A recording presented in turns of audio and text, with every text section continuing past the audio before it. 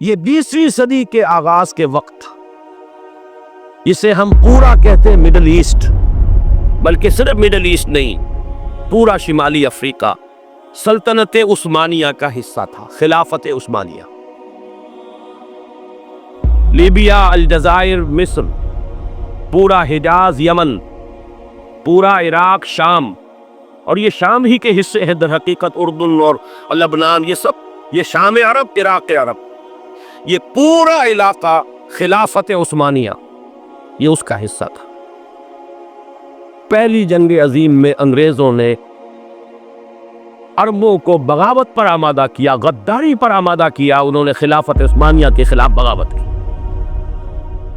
بیج بوئے ان کے دلوں کے اندر نفرت کی، ابھارا انہیں کہ تم ترکوں کے غلام کیوں ہو، تمہیں خود حاکم ہونا چاہیے، تم کھڑے ہو جاؤ، ہم مدد کریں گے، تم بغاوت کرو، تم ان ترکوں کے خلاف ہماری مدد کرو، ہم تمہیں آزاد کر دیں گے، تم اپنے پاؤں پر خود کھڑے ہو جانا۔ یہ بہت ہی ہمارے لیے دردناک المیہ ہے اس پہلی جنگ عظیم کا۔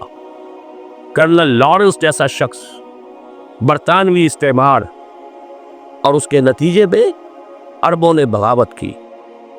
اور اس قدر دردناک بات آپ کو بتا رہا ہوں، میں پہلی مرتبہ جب سن 62 میں حج کے لیے گیا مدینہ منورہ میں، ابھی وہ ریل کے انجن کھڑے ہوئے تھے۔ یہ ترکی کے زمانے میں، سلطنت عثمانیہ کے زمانے میں بغداد سے مدینہ تک ریلوے لائن تھی۔ یہ پورا ایک عالم سلطنت عثمانیہ، صرف سلطنت نہیں، خلافت عثمانیہ، پوری ٹرینیں جو ہے ترکوں کی اڑائی گئی، ہزاروں ترکوں کو شہید کیا گیا، یہاں تک کہ صحن حرم میں شہید کیے گئے سینکڑوں ترک۔ یہ جرم تھوڑے نہیں ہے، معمولی نہیں۔ آج جس کی سزا مل رہی ہے، معلوم ہونا چاہیے کہ وہ جرائم کون کون سے تھے۔ اب بھی جو لوگ گئے ہیں انہوں نے دیکھا ہوگا، ترکی کا قلعہ موجود ہے اوپر پہاڑی کے اوپر، حرم کا جو سب سے بڑا دروازہ ہے باب ملک عبدالعزیز، اس کے سامنے ایک لائبریری ہوتی تھی، اب تو غالباً وہ بھی گرا دی گئی ہے، اس کے پیچھے پہاڑی پر ترکوں کا قلعہ ہے پرانا، اس پر توپیں موجود تھیں۔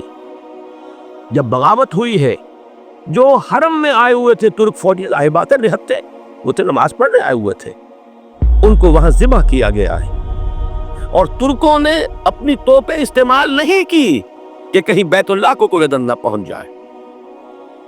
بہرحال یہ غداری ہوئی ہے پہلی جنگ عظیم کے دوران، اور نہ صرف ترکوں کے، عربوں نے کی ہے۔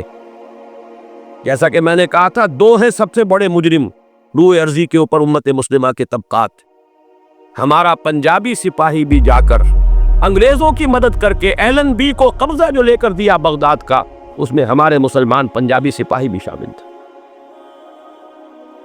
یہ خوں چکاں باب ہے ہماری تاریخ کا اس صدی کا۔ لیکن اس کے بعد سلطنت عثمانیہ کے ٹکڑے ہو گئے، چیتھڑے ہو گئے۔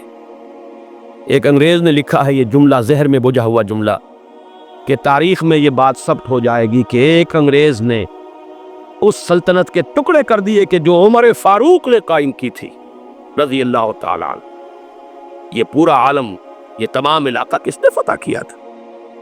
یہ بات ہاتھ بدل گئے تھے، پھر ترک آ گئے، خلافت عثمانیوں کے پاس چلی گئی، لیکن یہ سلطنت تو حضرت عمر رضی اللہ تعالیٰ عنہ کے زمانے سے چلی آ رہی تھی۔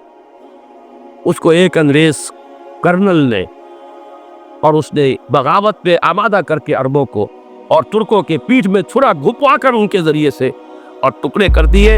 لیکن جب جنگ ختم ہوئی، اب انہوں نے کہا کہ اب ہمیں آزادی دیجیے، تو اب انہیں معلوم ہوا کہ غداروں کو دنیا میں کیا ملتا ہے، ٹکڑے کر دیے گئے۔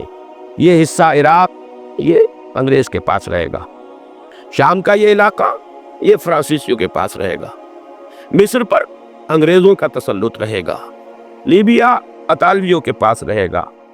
لے دے کر یہ جو علاقہ تھا حجاز، کیونکہ وہاں کچھ تھا ہی نہیں، بوادٍ غیر ذی زرع، یہ عربوں کے پاس چھوڑ دیا گیا۔ اس وقت جو بادشاہ ہیں شاہ حسین اردن کے، ان کے دادا سب سے بڑے غدار وہی تھے، لہذا ان کو اس علاقے کی بادشاہت دے دی گئی۔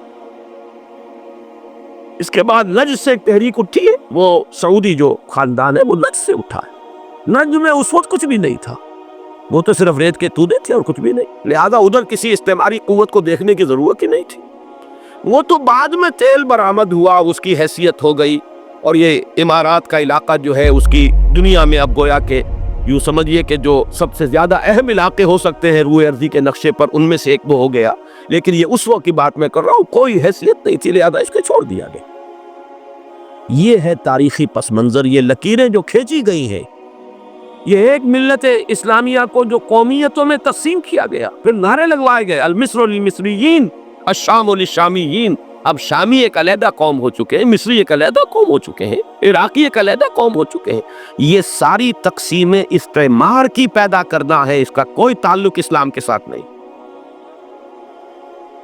اب ضرورت تو اس بات کی تھی کہ استعمار کے پنجے جب یہاں سے کچھ ہٹے، دوسری جنگ عظیم کے بعد ایک دور آیا، امریکہ ابھرا ہے دنیا کی عالمی سطح پر سیاست میں، اس کے ہاں کچھ آزادی کے تصورات تھے، اس نے بھی سپورٹ کیا۔ برطانیہ کمزور ہو چکا تھا، وہ اتنے بڑے علاقے کو ہولڈ نہیں کر سکتا تھا، ہندوستان بھی آزاد ہوا، پھر یہ کہ اور دوسرے علاقوں سے بھی اس کو پسپائی اختیار کرنی پڑی۔ استعمار کے پنجے جس طرح بھی ہوئے، ان کے سینوں سے، عربوں کے سینوں سے جو ہے گویا کہ وہ ہٹے، لیکن امریکہ نے ایک اپنی بہت بڑی حکمت عملی جو اختیار کی، عالم عرب کے سینے میں اسرائیل کا خنجر پیوست کر دیا تاکہ یہ کبھی آزاد نہ ہو جائیں، ہمارے انگوٹھے تلے رہے، ہماری پالیسی گواؤں کرے۔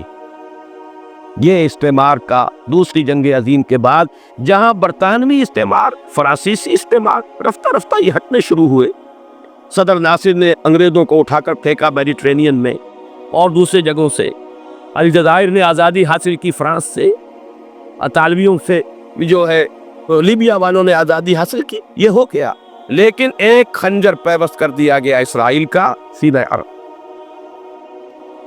اس صورتحال میں ظاہر بات ہے کہ ایک تو بڑی آئیڈیل پوزیشن تھی کہ پورا عالم اسلام متحد ہو، لیکن وہ تو بہت دور کا خواب معلوم ہوتا ہے۔ علامہ اقبال سے بڑا کوئی نقیب نہیں ہے ملت اسلامی کی وحدت کا، ایک ہو مسلم حرم کی پاسبانی کے لیے، نیل کے ساحل سے لے کر تا بخاک کاشغر۔ لیکن انہیں بھی اپنے لیکچرز میں کہنا پڑا کہ اس وقت جو صورتحال ہے، پورے عالم اسلام کی ایک وحدت بن جانا تو تقریباً ناممکن نظر آ رہا ہے۔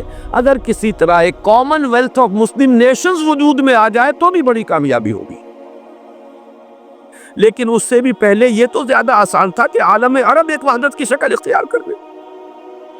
یہ تو ایک قوم ہے، اکثر و بیشتر ایک نسل یا زیادہ دو نسلیں کہتی تھی، شمالی افریقہ میں بربر نسل بھی ہے، باقی تو سب عرب ہے۔ یہ پورا عالم ایک نسل، ایک زبان، پورے اتنے رقبے کے اوپر بولے جانے والی ایک زبان، یہ تو ایک ہو جائے۔ افسوس یہ ہے کہ اس کا ایک ہو جانا ایک شخصیت عمری تھی جو مذہبی مزاج کی شخصیت تھی، جو دینی مزاج کی حامل شخصیت تھی۔ اگر اس کی قیادت میں عالم عرب متحد ہو جاتا تو واقعتاً ایک بہت بڑا جو ہے مرحلہ وہ طے ہو جاتا، پوری عالمی ملت اسلامیہ کی ایک وحدت اختیار کرنے کا۔ وہ شخصیت تھی شاہ فیصل شہید کی، اور اس لفظ کے ساتھ ہی آپ کے ذہن میں آ گیا ہوگا کیوں انہیں شہید کر دیا گیا، کس نے کیا کرایا، کہاں سے تعلیم حاصل کر کے آیا تھا وہ جس نے شہید کیا شاہ فیصل شہید کو، اس کی گردن پر کون سوار تھی، وہ یہودی لڑکی کے جس کے فوٹو بھی شائع ہوئے، ایک گردن پر اٹھائے کھڑا ہوا شہزادہ اپنی ایک یہودی دوست کو، لڑکی کو، اور وہی ہے کہ جس نے جا کر پستول سے شہید کیا ہے۔ اچھی طرح جان لیجئے، جیسے بارہا میں نے عرض کیا ہے کہ حضرت عمر کو شہید کرنے والا کہنے کو ابو لولو فیروز تھا، لیکن اس کے پیچھے پورا ایرانی نسل پرستی کا جو پورا پس منظر ہے، اسے تو ہر شخص جس کی ذرا بھی نگاہ جو ہے جو صرف منظر کو نہ دیکھ رہی ہو، پس منظر کو بھی دیکھنے والی ہو، وہ تو جان دے گی کہ ابو لولو فیروز ایک فرد کا نام نہیں تھا، وہ ایران کا انتقام تھا عالم عرب سے۔ بالکل اسی طریقے سے یہ امریکی استعمار کا ہتھ کنڈا تھا، اسے محسوس ہوا۔ شاہ فیصل مذہبی مزاج کا شخص، یہ عمر رہا ہے، اور یہ شاہ فیصل کی حکمت عملی کا ذرا آپ اندازہ کیجئے۔ لاہور میں سمٹ کانفرنس ہوئی، اس میں وہ آئے، سب سے ٹاورنگ پرسنالٹی پورے اس وقت عالم اسلام کے اندر شاہ فیصل کی تھی، اور وہ گویا کہ ایک بہت ہی جس کو کہا جائے کہ ایک بہت ایلڈرلی، ایک بزرگانہ ایک شخصیت جو ہے، اور انہوں نے اپنے دولت کے دروازے عرب میں وہ مشہور تھے کہ نہایت خسیس اور بخیل انسان ہے، اس لیے کہ وہاں وہ خرچ کرتے تھے حساب کتاب کے ساتھ، لیکن ان کے خزانے کھلے ہوئے تھے عالم اسلام کے لیے، ادھر بھی مدد ہے، ادھر بھی مدد ہے، ادھر بھی کام ہو رہا ہے، ادھر بھی کام ہو رہا ہے۔ پھر انہوں نے تیل کا ہتھیار استعمال کر کے ایک دفعہ امریکہ کو دن میں تارے دکھا دیے تھے، لہذا ان کا ہٹایا جانا سین سے یہ امریکی استعمار کے لیے لازم تھا۔ اس بیان کو اینڈ تک سننے کے لیے آپ کا بے حد شکریہ۔ یہاں پر برکت کے لیے ہم دعائے خیر کریں گے۔ یا اللہ پاک اس بیان میں جو نیک باتیں ہم نے سنی اس پر ہمیں عمل پیرا ہونے کی توفیق عطا فرما۔ یا اللہ پاک ہم سبھی کو ہدایت عطا فرما۔ یا اللہ پاک ہمیں اپنے اور اپنے حبیب کی سچی محبت و اطاعت نصیب فرما۔ یا اللہ پاک ہماری زندگیوں میں عزتوں میں اعمال میں برکتیں فرما۔